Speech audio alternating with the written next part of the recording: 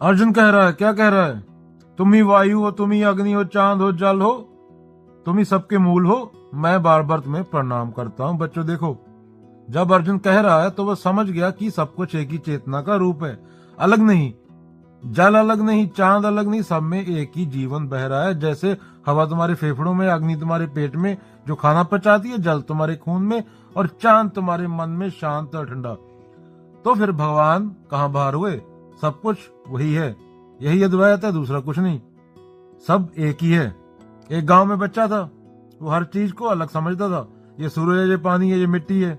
एक दिन उसने गुरु से पूछा, भगवान कितने हैं? गुरु बोले, बस एक ही, लेकिन वो हर रूप में खेल रहा है।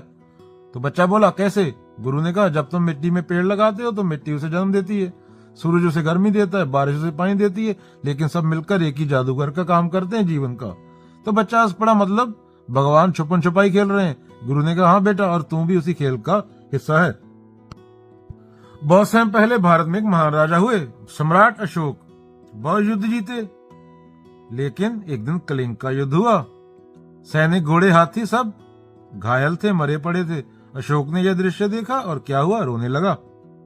उसने काश की ओर देखा और कहा, भगवान तुम कहाँ हो, इतना दुख क्यों? उसी समय एक सन्यासी वहां से गुजरा, मुस्कुराकर बोला, राजन, भगवान को बार मत देखो। वही जीवन जो तुम्हारे अंदर धड़क रहा है, वही हर इंसान, हर जानवर और सारे पेड़ों के अंदर है।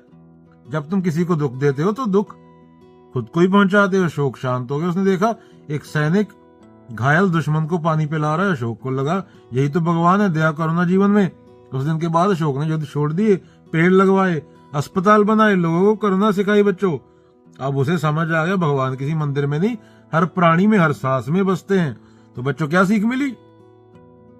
क्या सीख मिली बच्चों? भगवान दूर नहीं है, वह हवा में है, पक्षियों में, पानी में, पूरी प्रकृति में है, यहाँ तक उस इंसान में भी जिसे तुम नहीं जानते। अगर तुम किसी की मदद करते हो तो तुम भगवान की पूजा करते हो।